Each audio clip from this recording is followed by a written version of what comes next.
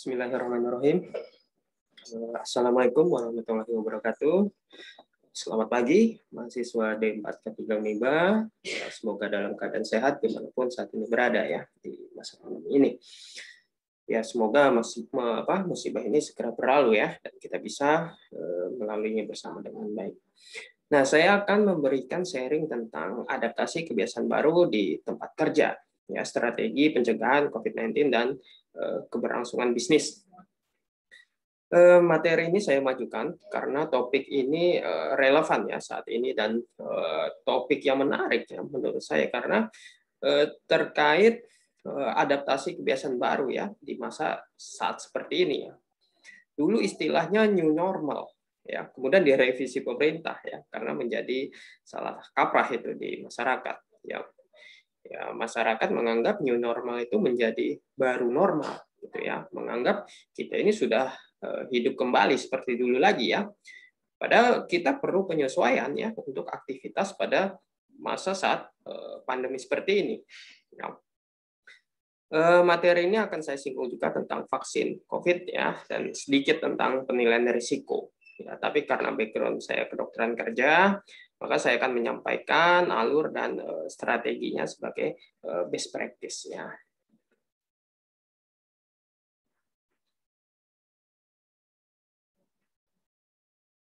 Oh ya, materi ini pernah saya sampaikan juga kepada perusahaan ya. Jadi ini ada perkenalan ya. Ya ini training atau pelatihan yang mungkin Anda sudah familiar ya, karena memang terkait sekali dengan K3.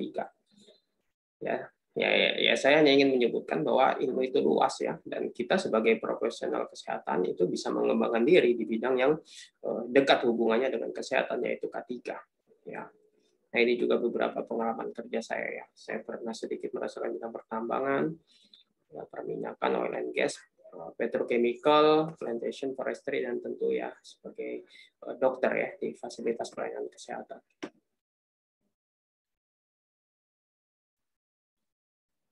Nah, baiklah, sejak diumumkannya kasus COVID-19 ya, yang pertama itu tanggal 2 Maret ya, 2020. Ya. Nah, penambahan kasus COVID itu sangat cepat di Indonesia. Ya, bahkan sampai hari ini pun gitu ya. Kemudian 2 Maret itu Indonesia, 11 Maret WHO nyatakan sebagai pandemi ya, itu 11 Maret 2020, kemudian tanggal 14 Maret ya 3 hari kemudian Indonesia menyatakan si COVID-19 ini sebagai bencana nasional. Nah, jadi yang saya ingin tunjukkan di sini adalah pandemi COVID-19 ini dia memberi pengaruh sangat besar ya. Dan tidak hanya bagi keadaan kesehatan, juga pembiayaan, tapi juga berdampak terhadap sosial ekonomi ya. Jadi sektor industri, ya, baik industri besar, kemudian industri kecil, itu harus melakukan berbagai upaya supaya dia tetap bertahan. Ya tentu dengan berbagai penyesuaian ya sesuai dengan tatanan kehidupan baru. Nah, di sini kita lihat ya bagaimana masyarakat pekerja itu sangat terimbas dengan pandemi. Ya bahkan negara ini bisa sampai resesi. Ya. Nah, pemerintah itu juga telah mengeluarkan banyak peraturan ya dari bidang pekerja, ya, industri ya, dan lain-lain ya sebagai akibat pandemi COVID-19 ini. Nah, untuk sektor industri pemerintah juga sudah mengeluarkan dana yang besar ya, triliunan dengan berbagai stimulus ekonomi.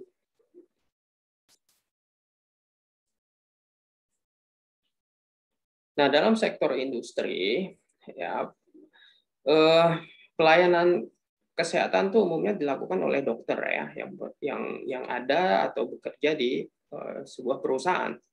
Jadi dokter tersebut yang melakukan surveillance medis, ya, penilaian risiko kesehatan, melakukan langkah diagnosis penyakit akibat kerja ya atau PAK. Juga mengembangkan pelayanan kesehatan kerja yang sesuai ya dengan standar tempat kerja yang aman dan untuk kesehatan si pekerja. Nah, untuk kasus-kasus PAK yang tidak bisa didiagnosis di puskesmas, kemudian dirujuk ya, dikonsultasikan ke dokter spesialis okupasi gitu ya untuk dilakukan penetapan diagnosis PAK-nya. Ya.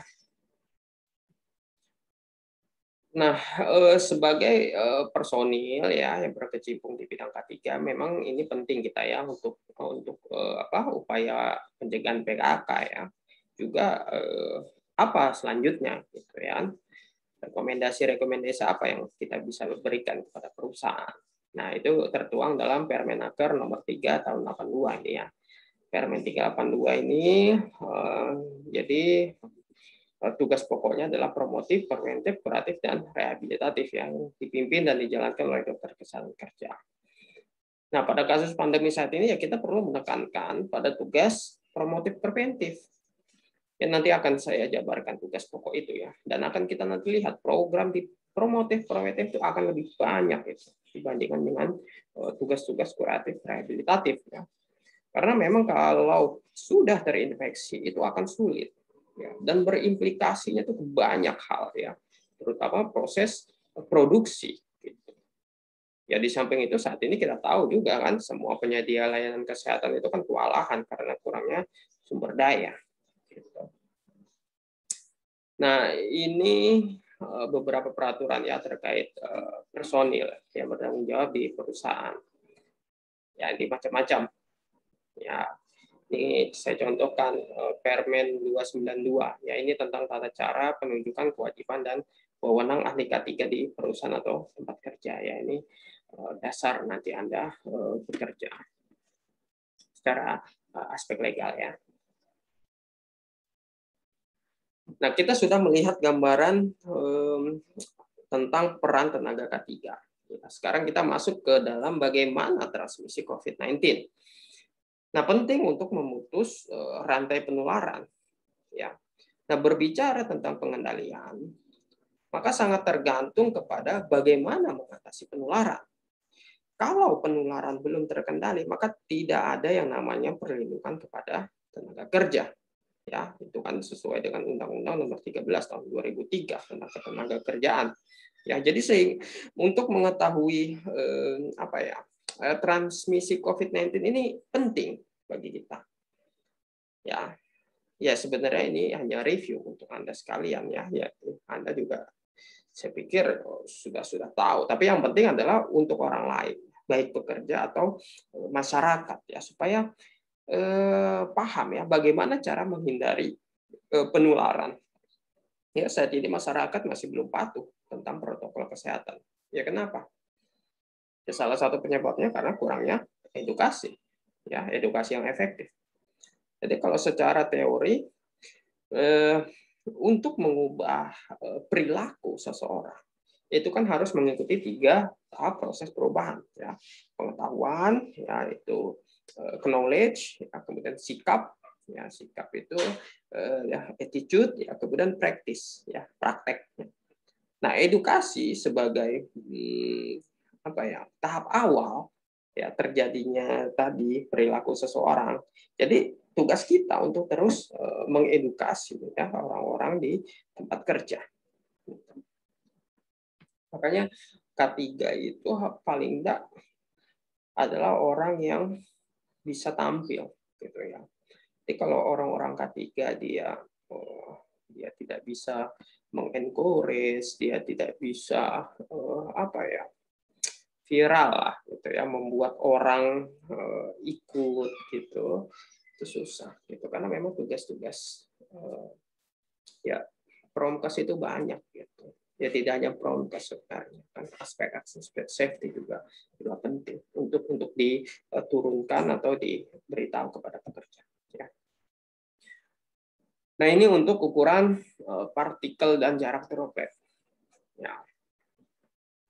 Nah, ukuran 100 mikron ini berasal dari batuk dan bersin. Ya. Ini bisa menempuh jarak 2 meter. Ya. Bahkan ada yang menyebutkan ini sampai 6 meter. Nah, ini bisa membawa virus COVID-19. Ya. Kalau ukuran 10 mikron ini tergantung gaya gravitasi. Ya. Sehingga jarak tempuhnya itu dia lebih pendek. Ya. Dan mencapai tanah itu dalam 10 menit. tapi bisa juga dia membawa virus COVID-19. Ya, kemudian lebih kecil lagi 0,3 mikron. Nah, ini sulit bergerak nih kalau nggak ada udara yang mengalir. Ya, nah ini dia bisa mengudara dalam hitungan jam. Jadi bergantung pada pergerakan udara atau ventilasi, ya, dan masih bisa membawa virus. Nah, kalau virus corona itu kan ukurannya sekitar 0,1 mikron, ya. Sehingga untuk ukuran di bawah itu dia susah nempel. Nah, masker respiratory itu kan dia nyaring partikel tuh hingga 0,6 mikron. Jadi masih ada kemungkinan virus masuk. Makanya tidak ada yang berani kan garansi 100% menyaring virus COVID-19.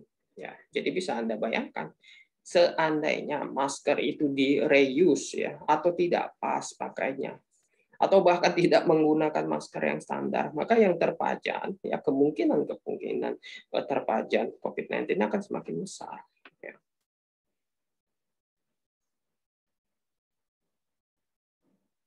Nah, cara penularan atau perjalanan kontak ini ya bisa secara langsung ya. Artinya droplet ya dari bicara, batuk ya, atau bersin ya ini langsung dia mengenai dan masuk ke saluran nafas orang lainnya. Terutama karena jarak dekat ya 1 sampai 2 meter ya, atau tanpa barrier. Nah, cara penularan lain ya ini lewat kontak langsung, misalnya ini juga jabat tangan ya, atau kalau tidak langsung misalnya lewat perantara gitu ya, gagang pintu, meja kerja ya, laptop ya, atau komputer ya, PC bersama gitu ya kalau di tempat kerja ya, dan sebagainya. Nah, ada juga kemungkinan di dalam ruang tertutup ya, airborne gitu ya, untuk penularan. Jadi transmisi aerosol ini juga dimungkinkan ya dalam kasus paparan yang berkepanjangan ya terhadap peningkatan konsentrasi aerosol di ruang tertutup. Tapi itu misalnya di ruang operasi gitu ya. Nah, jadi bisa disimpulkan ya penularannya tuh human to human. Dan asimptomatik ini masih bisa menularkan virus. Ya, dan orang tanpa gejala itu adalah sumber penyebaran COVID-19 yang paling sering.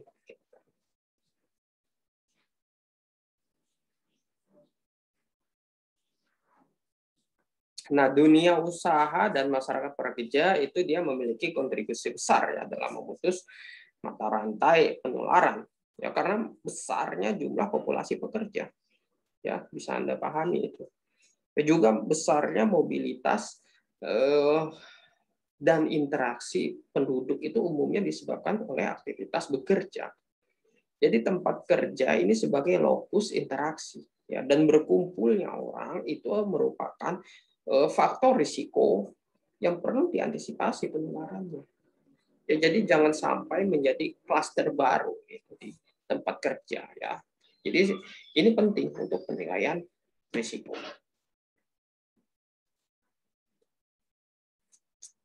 Nah, upaya K3 itu selalu dimulai dengan identifikasi potensi bahaya pekerjaan dan atau lingkungan kerja ya yang bisa menimbulkan risiko ya terhadap kesehatan dan keselamatan pekerja.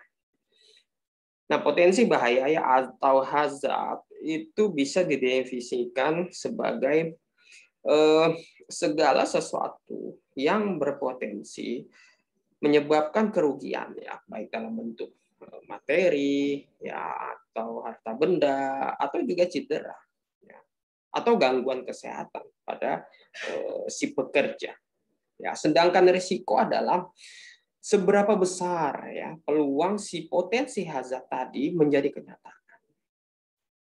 Nah, penilaian risiko ini proses analisis risiko yang nanti hasilnya digunakan untuk menentukan kebijakan ya dengan cara membandingkan besar risiko terhadap kriteria atau batasan risiko yang bisa diterima. Gitu. Nah, ini berbeda-beda. Ya. Nah, dalam lingkup K3, evaluasi risiko ini kan dilakukan dengan memperhitungkan faktor, kemungkinan, dan dampak yang ditimbulkan. Ya, nah, seperti matriks analisis ini ya, yang sebenarnya di sini.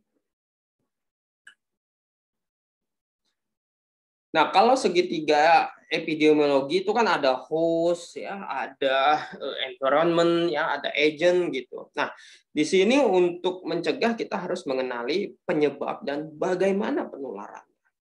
Jadi sumber-sumber yang bisa menularkan virus dalam konsep tempat kerja, ya, itu yang perlu diputus.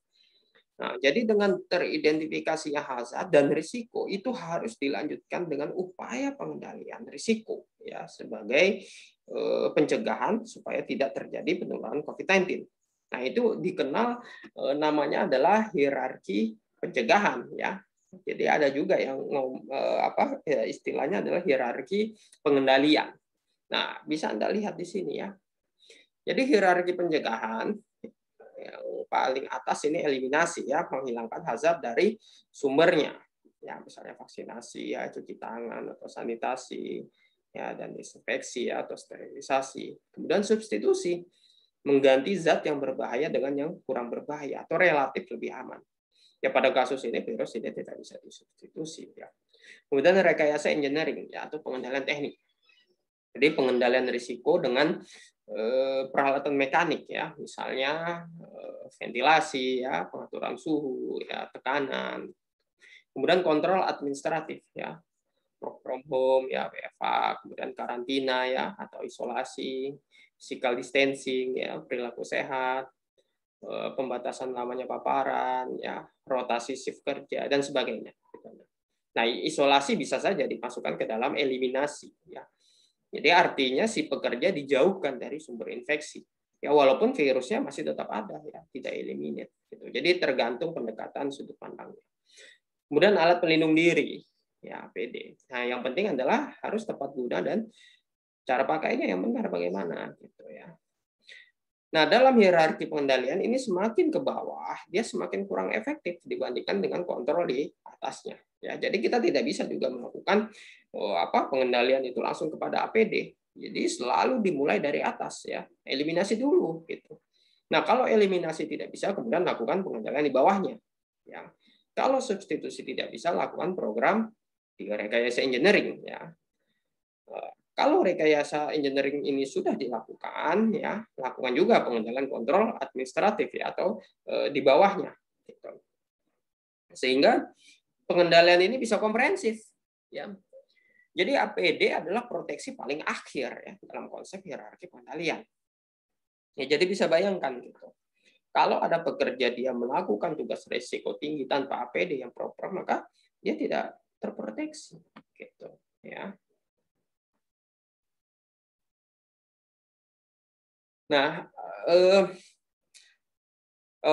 walau sudah memasuki fase AKB, ya, di mana masyarakat sudah diperbolehkan, ya, untuk kembali beraktivitas seperti biasa, ya. Ya, tentu dengan mentaati berbagai protokol kesehatan. Tapi tetap saja ada risiko, ya, untuk terpapar COVID-19.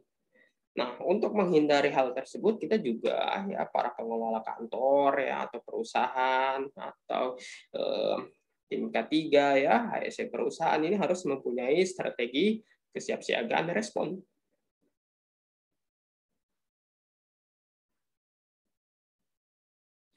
Nah, sebagai langkah strategi kesiapsiagaan respon, ya, ya kita harus mengelompokkan pekerja, ya. Ini menggunakan pendekatan trias epidemiologi. Jadi lakukan mapping data kelompok pekerja yang rentan, ya, yaitu usia tua, ya, dan pekerja dengan komorbid, ya, misalnya DM, hipertensi, ya, gangguan paru, autoimun, ya, dan sebagainya. Nah, mapping ini juga kepada kelompok pekerja dengan risiko yang carrier, ya.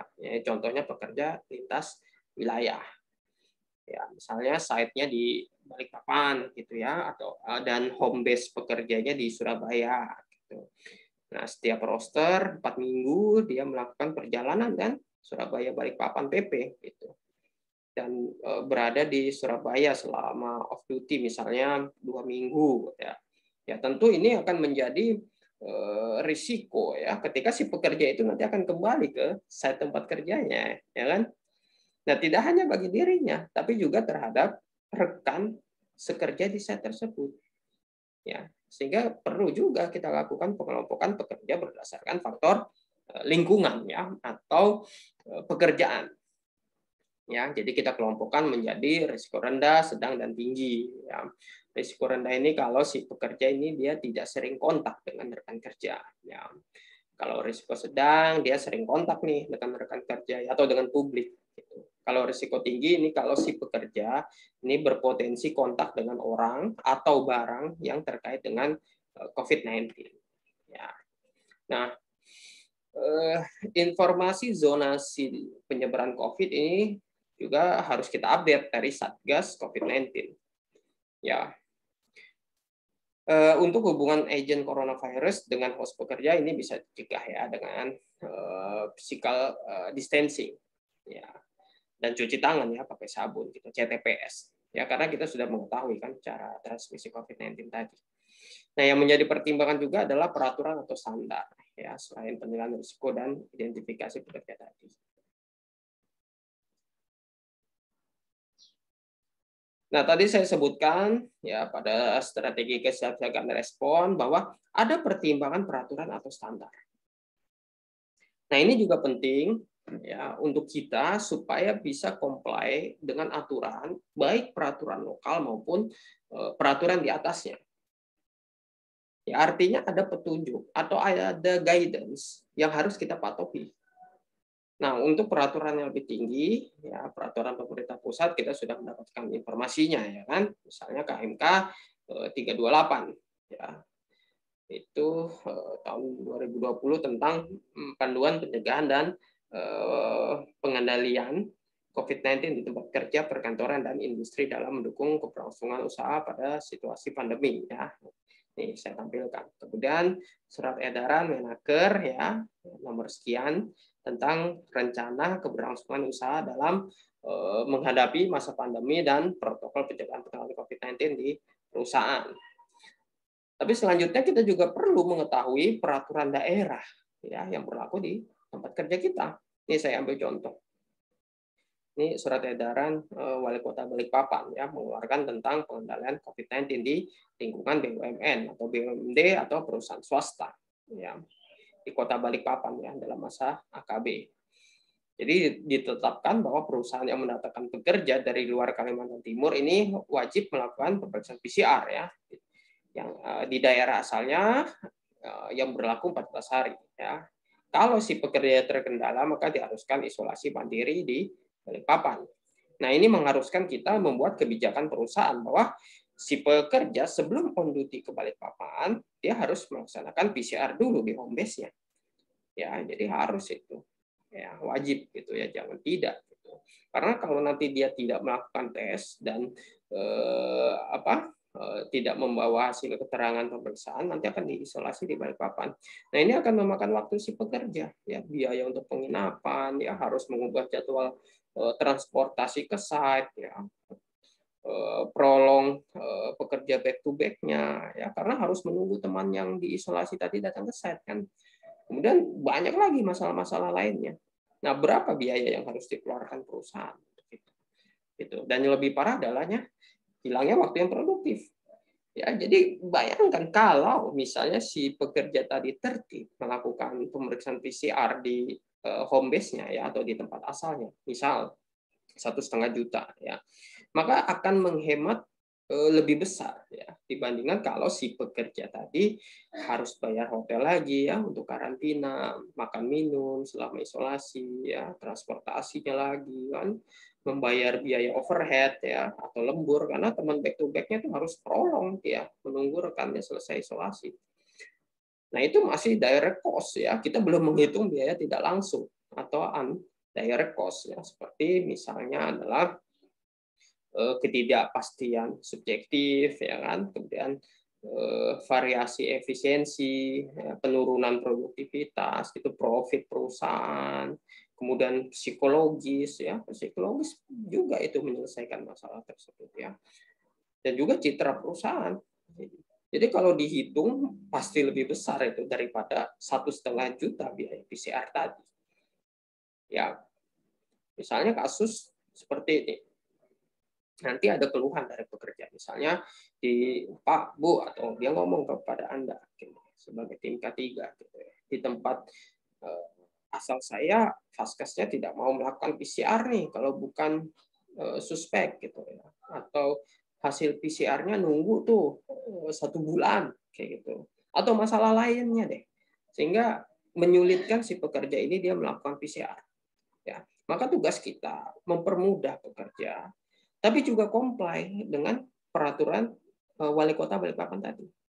Ya, misalnya pekerja tadi dari Surabaya misalnya. Maka kita bisa membuat MOU dengan salah satu vaskes ya, di sana di Surabaya yang menyatakan bahwa pekerja perusahaan ini dia mendapatkan pelayanan pemeriksaan PCR. Ya, misalnya tidak perlu jaminan lagi gitu, tinggal kita email dari headquarter ya menyatakan Bapak A, ya, Ibu B, dia akan melaksanakan PCR tanggal sekian gitu. Kemudian hasilnya harus cepat gitu ya, sehari 2 hari itu sudah ada hasilnya. Nanti hasilnya langsung aja diberikan by email ke dokter perusahaan.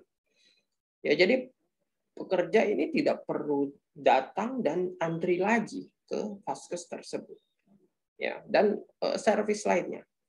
Ya memang akan ada cost ya. Misalnya harga awal tadi 1,5 juta ya. Nah, dengan adanya pelayanan lain-lain tadi ya, tentu akan ada penyesuaian. Ya, ini tergantung bagian finance ya nanti untuk negosiasi. Ya. Tapi secara hitung-hitungan direct dan indirect cost itu menguntungkan perusahaan. Ya, dibandingkan kita HSE gitu ya jam 10 malam ditelepon ya. Wah, Pak, Bu, saya seharian keliling nggak ada pemeriksaan PCR yang cepat gitu ya karena antri. Ya, padahal besok subuh saya penerbangan karena sudah harus on duty. Nah, bisa bayangkan itu kita yang ditelepon malam-malam itu kepikiran nggak tuh ya? Ada pekerja nih yang bakal diisolasi besok ya saat turun penerbangan, dan kita harus mengurus dampak dari itu besok gitu. Nah, ini psikologis gitu, intangible cost ya. Dan ini baru satu contoh ya dari mengapa kita harus mengetahui peraturan dari otoritas lokal ya. Jadi Anda harus mengetahui peraturan di tempat Anda nanti bekerja gitu ya. Nah, sekarang pun di Balikpapan di Kalimantan Timur pasti berubah juga gitu peraturan-peraturan itu karena dinamis memang untuk perubahan-perubahan dari COVID-19 ini gitu ya. Tadi hanya sebagai contoh ya.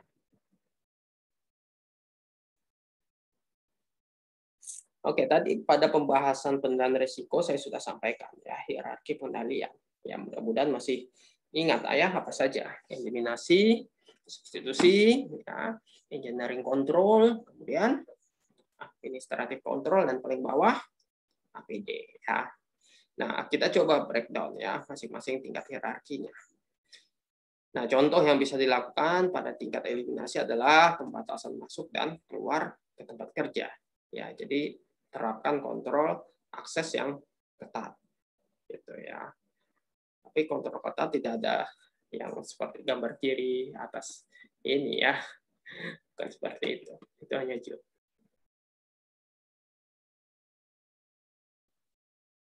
Nah, kemudian kontrol teknik ya atau rekayasa engineering ya atau engineering control. Nah, contoh yang bisa dilakukan ruang isolasi sementara, yang mengalokasikan ruang isolasi sementara untuk pekerja yang diduga terserang COVID-19 ya sebelum dirujuk ke rumah sakit ya atau kontak primer atau telah terpajan pada kasus positif COVID-19 dengan gejala sebelum pengujian PCR atau menunggu hasil pengujian ya, menyediakan sistem ventilasi.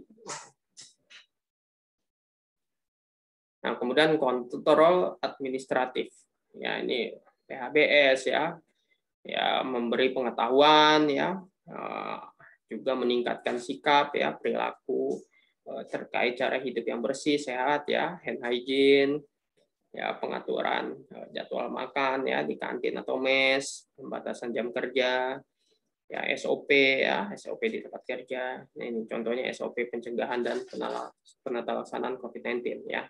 Jadi ada tujuan ya, ruang lingkup gitu, definisi operasional ya, petugas yang terlibat dan sebagainya.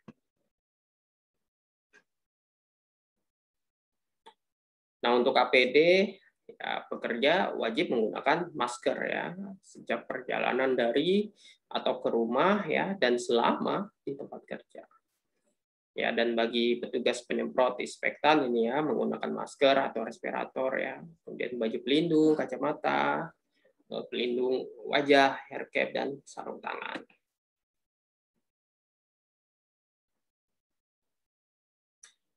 Nah, saya melihat profesional kesehatan ya, baik OH ya, IH ya, occupational nurse gitu ya, profesional kesehatan masyarakat dan K3 itu memiliki peran penting ya dalam mendukung AKB ini. Karena kita sebagai profesional kesehatan itu yang paling berpengetahuan tentang masalah pandemi ya, juga risiko ya, juga mitigasi. Ya, jadi peran profesional kesehatan ini harus menjadi pusat penasehat untuk skenario dan mitigasi yang lebih buruk. Ya, jadi kita perlu strategi baik promotif, yang preventif, ya kuratif dan rehabilitatif ya dalam rangka mengurangi atau mencegah dampak terjadinya krisis ya terhadap aktivitas bisnis. Nah, bagaimana mengoptimalkan sumber daya aset ya supaya tetap berjalan di tengah-tengah krisis? Ya, nah itu penting juga gitu. Nah, krisis yang dimaksud pada materi ini pandemi COVID-19 ya.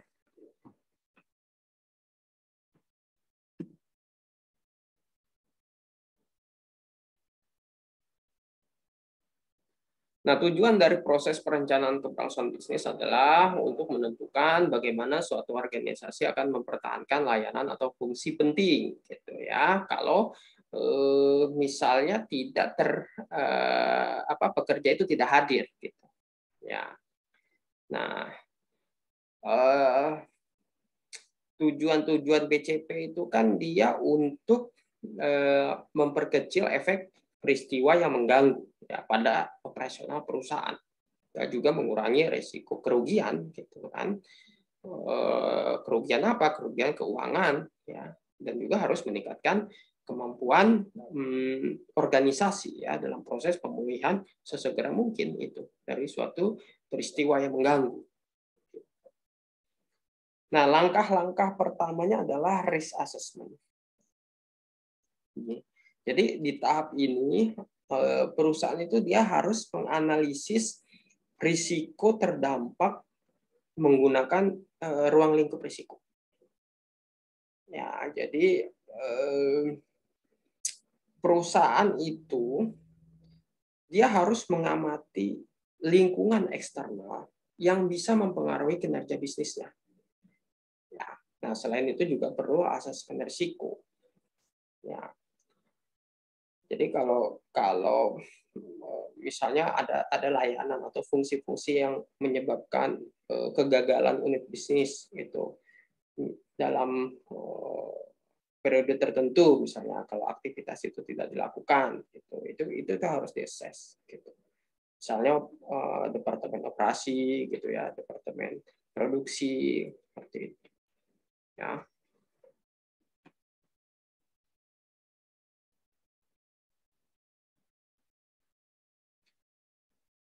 Nah, kemudian pekerja esensial, ya. Nah, kalau pekerja esensial ini biasanya sulit ini kalau untuk WFH.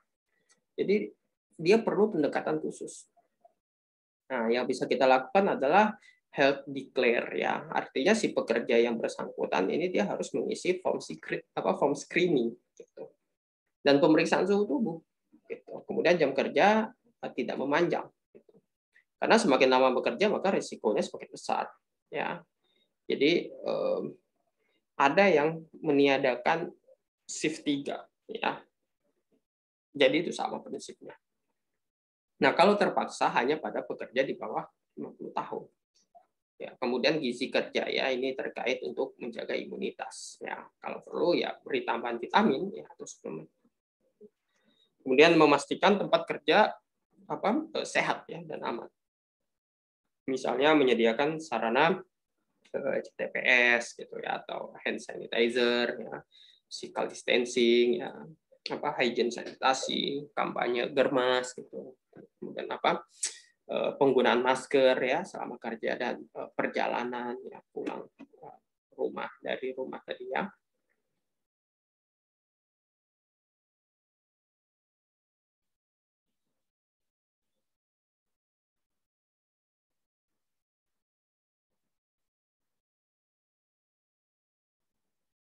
Nah, ini perencanaan itu dia meliputi rencana alternatif ya. Jadi ini yang bisa diimplementasikan ya saat-saat krisis. Gitu. Nah, rencana-rencana ini juga meliputi proses kebijakan ya yang dibuat oleh perusahaan ya dan harus mengacu kepada kebijakan pemerintah. Ya, jadi perencanaan ini harus dilakukan secara komprehensif ini dan mencakup semua bisnis itu, mulai dari proses hingga keuangan. Ya, tapi karena kita profesional kesehatan ya, kita kan bukan analisis ekonomi gitu. Maka kita menekankan pada fungsi sumber daya manusia tertentu yang terdampak gitu. Nah, ini ya, staf harus dikelompokkan menjadi 2-3 tim ya. Setiap tim harus terdiri dari berbagai disiplin ilmu ya. Misalnya listrik, mekanik, operation ya dan lain-lain. Semua tim harus dipisah ya secara fisik ya. Setiap kali jika mereka akan bekerja secara terpisah ya, tinggal di asrama ya, ditugaskan dan makan secara terpisah dan jarak fisik yang ketat ya ini harus diikuti jika interaksi diperlukan di tempat kerja ya. Nah, setiap tim akan bekerja dengan kelompok kontraktor tertentu, misal A, B atau C ya. Jika anggota tim atau grup manapun positif COVID-19, jadi tim dan grup tertentu itu dia akan menjalani karantina ya selama 14 hari dan diuji pada akhir hari karantina ya dan diizinkan kembali bekerja kalau konfirmasi tesnya negatif.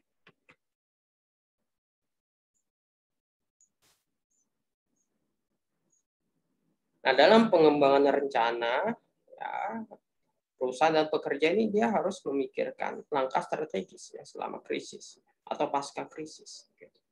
Nah, contoh yang bisa dilakukan adalah pembentukan tim penanganan COVID-19 di tempat kerja ya, pembayaran non tunai, SOP, cuci tangan, ya setiap di tempat kerja, hand sanitizer, kalau tidak bisa CTPS, minimalisir, menyentuh benda dengan tangan, ya membersihkan diri sebelum interaksi dengan keluarga, rendam pakaian dengan air dan deterjen, konsumsi gizi seimbang, aktivitas fisik minimal 30 menit per hari, istirahat cukup, berjemur di pagi hari, cuci hidung dengan normal salin.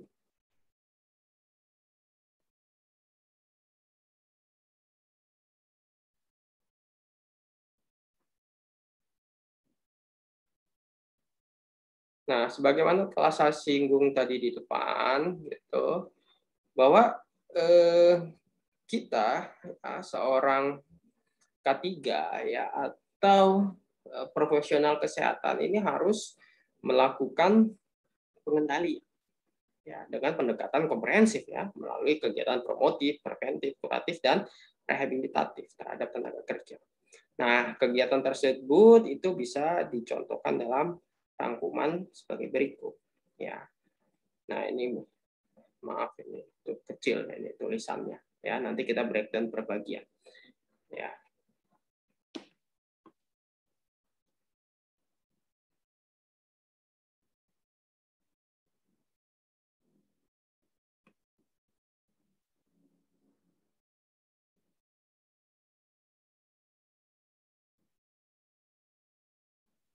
Nah, pengendalian COVID-19 di tempat kerja ya di bidang promotif kita bisa melakukan program kecukupan nutrisi ya, pengaturan waktu kerja, edukasi PHBS tempat kerja, promosi dan budaya etika batuk dan bersin ya, promosi dan budaya cuci tangan, promosi dan budaya olahraga, kebersihan lingkungan kerja, kualitas udara di tempat kerja ya, edukasi COVID-19 gitu.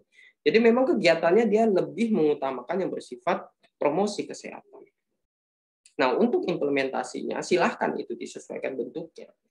Ya, apakah dilaksanakan dalam sesi kelompok, ya konsultasi personal atau praktek, gitu kan. Sesi kelompok pun nanti akan dipilih lagi, ya apakah menggunakan metode penyuluhan, diskusi kelompok ya, atau role playing gitu, problem solving bisa juga ya, atau simulasi gitu. Itu silahkan disesuaikan dengan tujuan ya, dengan target, proses dan sumber daya yang ada ya, itu penting.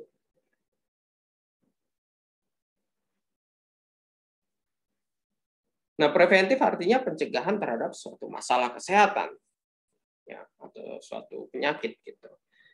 Nah, pengendalian COVID-19 di tempat kerja di bidang preventif ini kita bisa melakukan vaksinasi ya, sistem bekerja dari rumah ya, work from home. Ya, walaupun WFH ini akan ada efek sampingnya lagi gitu ya, karena memang rumah itu kan tidak didesain untuk bekerja. Ya kan? Kemudian penapisan pada pekerja ya, tamu, pengunjung ya, pembatasan pengunjung dan pekerja yang sakit atau ada riwayat kontak erat, pekerja dengan perhatian khusus, pengaturan area kerja, pengaturan kegiatan kerja, relaksasi aturan perusahaan ya. Ini bisa Anda lihat ya. Nah, preventif artinya pencegahan. Nah, preventif ini artinya pencegahan terhadap suatu masalah kesehatan ya, atau penyakit.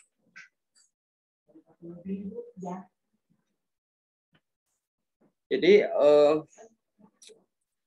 ada upaya-upaya untuk melakukan berbagai tindakan ya, untuk menghindari terjadinya berbagai masalah kesehatan ya, yang mengancam diri kita sendiri ya, atau orang lain di masa yang akan datang. Nah, kita semua pasti sepakat ya, dengan promotif dan preventif yang berhasil itu akan menyelesaikan problem kesehatan. Ya, tapi upaya promotif preventif ini seperti terpinggirkan. Semua orang itu dia lebih menyukai paradigma sakit ya, dan akses pelayanan kesehatan yang terjangkau. Gitu. Nah, dana yang dikelola BPJS Kesehatan juga tidak kurang, itu 80%-nya untuk kuratif, rehabilitatif. Gitu. Dan sisanya yang 20% itu untuk promotif, preventif. Ya, padahal dalam regulasi era JKN itu dia harus ada mensyaratkan terlaksananya upaya promotif preventif. Ya, yang sayangnya belum menjadi prioritas itu dalam pelaksanaan.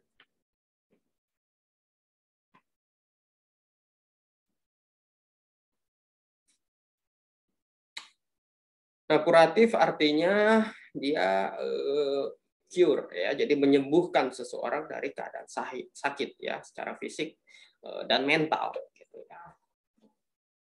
Ya, cuma pesan saya adalah walaupun kita sudah terjun nanti di bidang okupasi ya, atau di dunia perusahaan gitu, kita harus tetap update pengetahuan tentang penanganan suatu penyakit.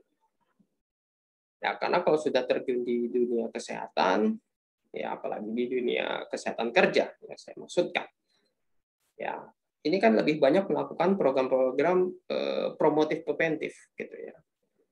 Ya, kalau dokter ya atau paramedik gitu, itu pasti paham betul kalau upaya promotif preventif yang baik itu sangat menolong, ya baik pekerja maupun diri kita, gitu. Nah, ini contoh seperti ini. Ini di perkebunan. Nah, kalau HSE melakukan upaya promotif pengaturan waktu kerja, ya maka kita tidak mungkin mendapatkan kasus perdarahan grade 3 ya, atau grade 4 ya, yang mengancam jiwa gitu. Kemudian harus merujuk ke rumah sakit kota gitu ya, dari site yang perifer, yang apa? Perifer itu gini. Dia jauh gitu. Dan untuk fasilitas kesehatan yang memadai itu lebih jauh lagi gitu ya. Mungkin di dekat ada tapi tidak memadai kayak gitu. Itu perifer. Ya. Nah, kalau harus mengirim ya, ada kasus seperti ini, mengirim yang begini gitu, itu ketar-ketir itu. Ya, 4 jam perjalanan gitu kan. Ini bisa bertahan nggak gitu ya sampai rumah sakit rujukan. Ya. Karena memang kalau di pekerja-pekerja di bidang agro ya, forestry ya, atau plantation, dia upahnya itu dari jumlah lahan yang ditanami gitu ya, atau yang dipanen gitu. Sehingga malam pun mereka bekerja. Gitu. Demi apa? Demi mendapatkan upah lebih banyak. Gitu kan. Padahal ada risiko kalau bekerja malam. Ya. Penerangan yang tidak cukup, ya kan, konsentrasi sudah turun, ya, dan lain sebagainya.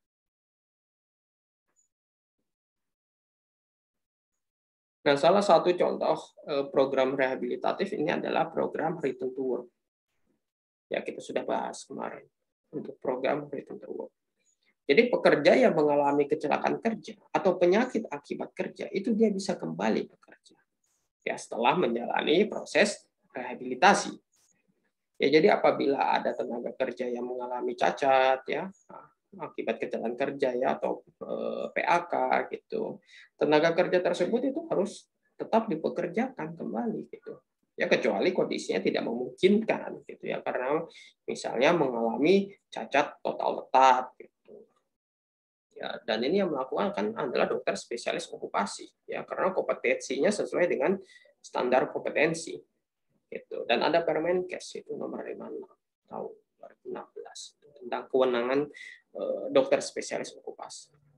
Ya, dan RTW ini didukung juga dalam program dari BP Jam Sostek. Ya, namanya JKK RTW gitu kan. Kemarin juga di materi sebelumnya sudah saya singgung ya kan. Nah, ini gambar ilustrasi saja ya. Ini bukan memeriksa kelayakan kerja pasien yang konfirmasi positif COVID-19 ya. Ini pemeriksaan RTW pasien poskomusio ya, atau pekerja setelah mengalami luka bakar yang akan ditempatkan kembali ke offshore.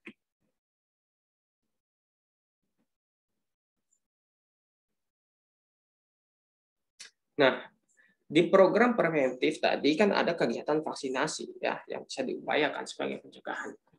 Nah, di sini saya akan memaparkan sedikit ya tentang bagaimana ya tujuan gitu, kemudian juga aspek legal tentang vaksinasi COVID-19.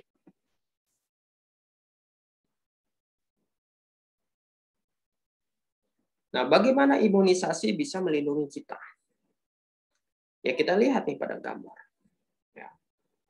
Bila ada sedikit saja orang yang sakit ya dan tidak diimunisasi, maka dia bisa menyebarkan ke banyak orang lain. Ya. Kemudian kalau seseorang itu diimunisasi, tapi imunisasinya hanya sedikit nih cakupannya, ya, maka proteksinya terbatas pada orang tersebut. Ya, belum bisa optimal untuk melindungi masyarakat. Gitu. Ya. Nah, ada yang namanya herd immunity. Ya, mungkin Anda pernah dengar. Gitu. Nah, secara saintifik, konsep ini benar ya, dan menjadi dasar pada program imunisasi. Jadi vaksin ini diberikan kepada penduduk yang sehat supaya mereka kebal terhadap suatu penyakit. Nah, perhatikan di gambar ini. Ya, penduduk kebal tanpa harus sakit dahulu. Ya, oleh karena itu harus tercapai angka cakupan tertentu ya supaya berhasil gitu ya. Teori itu bilang 70% ya.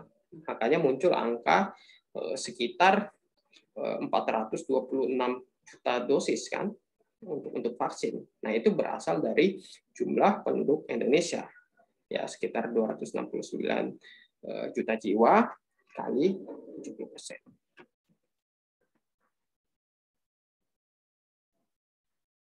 Nah, tujuan vaksinasi COVID-19 adalah satu, membentuk kekebalan kelompok, ya, dua, menurunkan kesakitan dan kematian akibat COVID-19, ya, melindungi dan memperkuat sistem, ya, menjaga produktivitas dan kesehatan secara menyeluruh, meminimalkan dampak sosial dan ekonomi.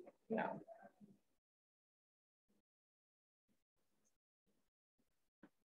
Nah, kalau kita melihat gambar diagram ini bisa kita interpretasikan bahwa return on investment ya atau ROI ya ROI public infrastructure ini 3 kali.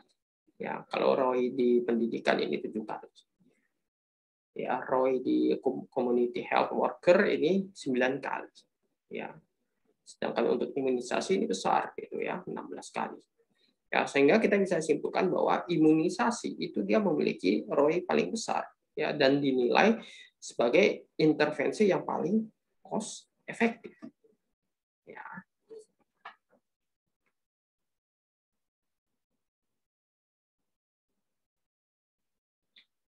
Nah, saat ini udah terdapat 172 lebih ya kandidat vaksin yang tahap uji praklinis ya ke hewan.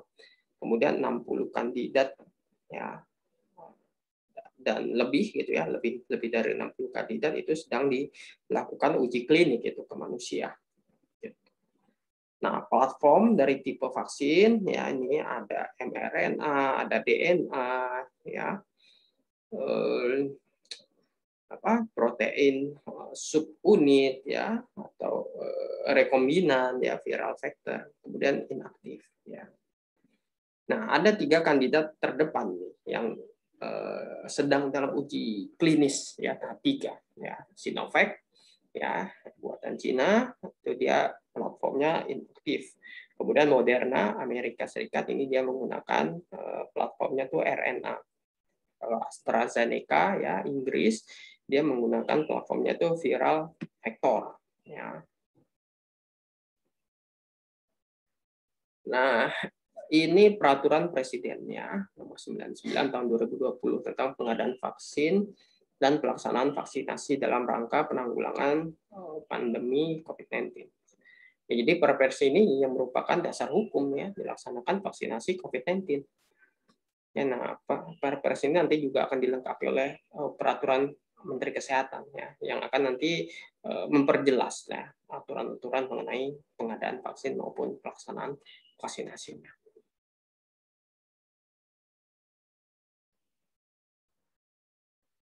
Ya ini minggu-minggu lalu ya, mungkin Anda masih ingat ya. Jadi pengumuman hasil uji klinik vaksin Sinovac ini paling ditunggu-tunggu ya. Kemudian vaksin Sinovac diberi izin penggunaan darurat ya atau namanya emergency use authorization ya, itu kepada PT Bio Farma gitu. Nah, jadi paling enggak sebagian besar pertanyaan sudah terjawab gitu mengenai efikasi dan keamanannya. Nah, di sini saya akan menjawab beberapa poin penting ya yang beredar di masyarakat ya.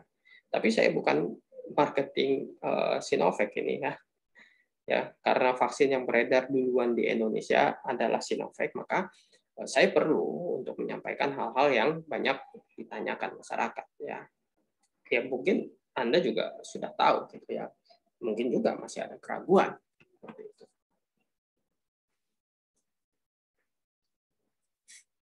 Nah, tipe vaksin Sinovac ini dia inaktivasi ya.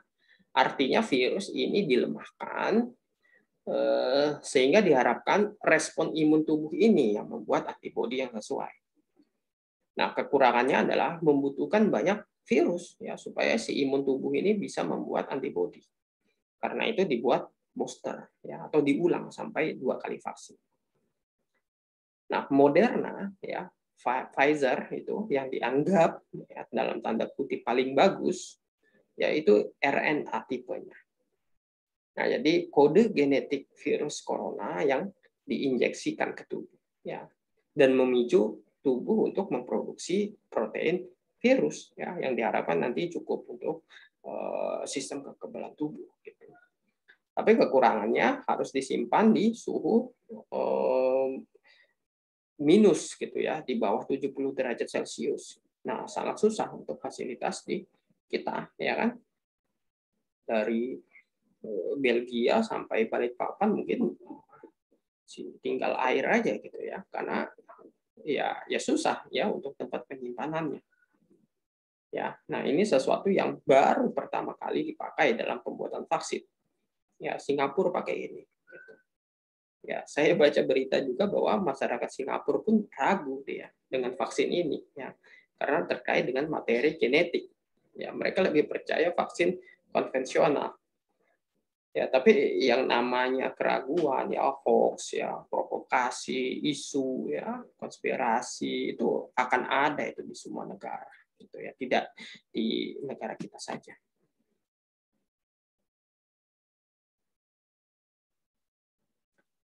Nah, vaksin Sinovac ini kan sudah dinyatakan oleh BPOM itu dia memiliki efikasinya 65,3% ya.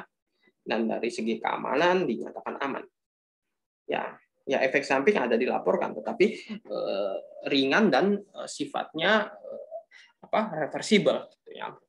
Tapi kemudian banyak orang bertanya-tanya, gitu, kok efikasinya ini lebih rendah ya daripada yang di Turki, gitu ya, atau lebih kecil yang daripada di Brazil, gitu ya, atau kok lebih rendah ya dari vaksin Pfizer ya atau Moderna ya yang katanya itu dia mencapai 90%.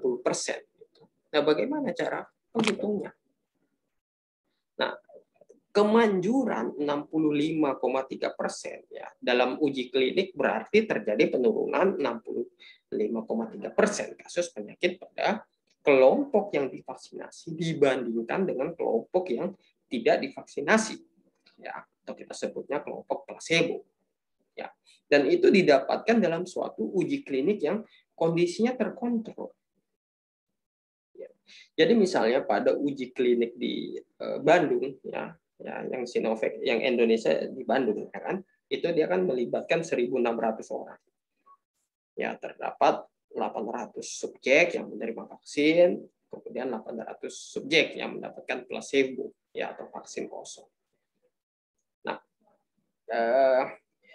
kalau dari kelompok yang divaksin ada 26 yang terinfeksi, ya, sekitar 3,25%. Gitu. Ya, sedangkan dari kelompok placebo itu ada 75 orang yang kena COVID. Ya. Maka efikasi dari vaksin itu adalah 0,94, ya, karena 9,4% itu dikurangi 3,25% tadi. Ya, dibagi 9,4% dikali 100%. Jadinya 65,3%. Gitu. Jadi yang menentukan itu adalah perbandingan antara kelompok yang divaksin dengan kelompok yang tidak. Ya.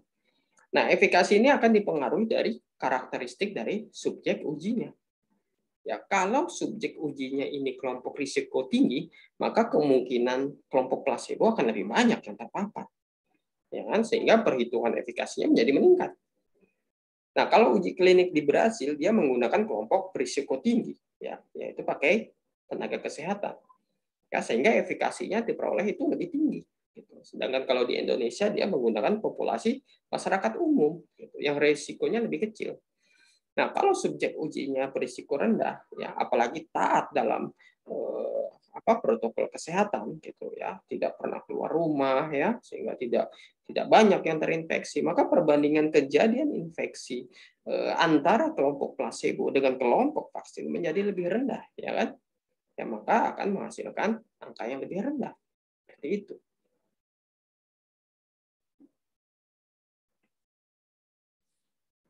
Nah, akhirnya pertanyaan selanjutnya, apakah efikasi sebesar itu dapat berdampak signifikan?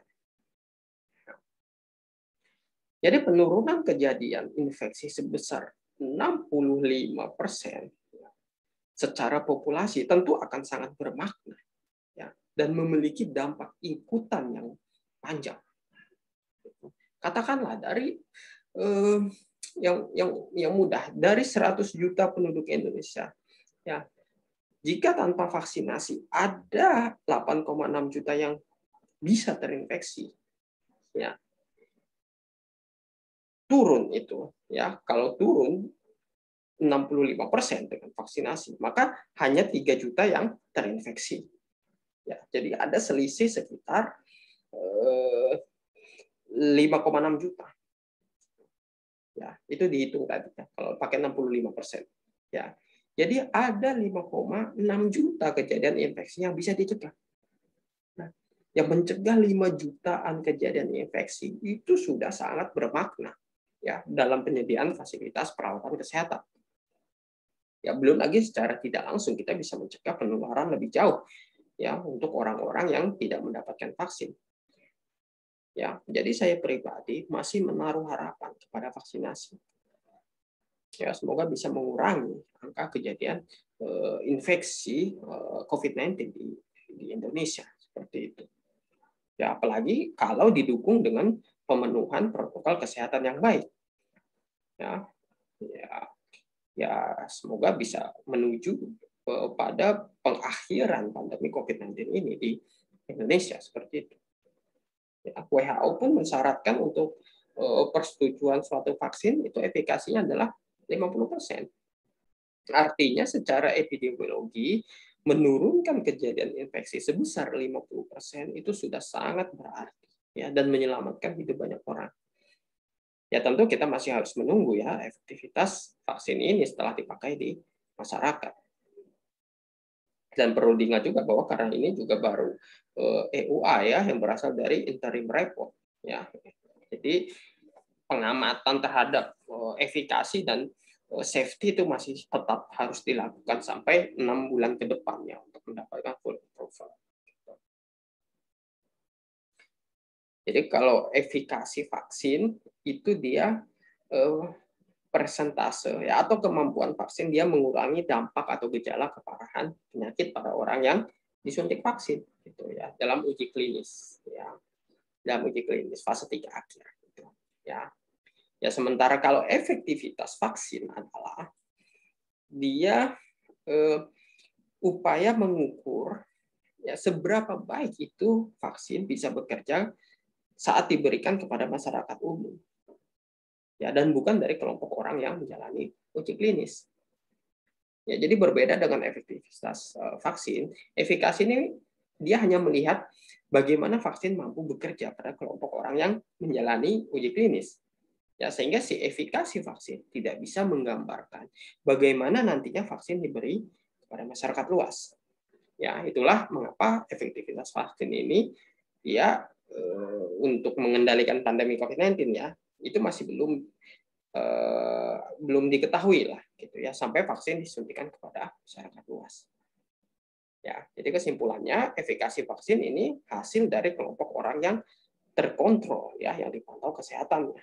Sedangkan efektivitas vaksin ialah hasil yang sesungguhnya ya dalam kehidupan di real gitu, di nyata di populasi, di masyarakat. Ya.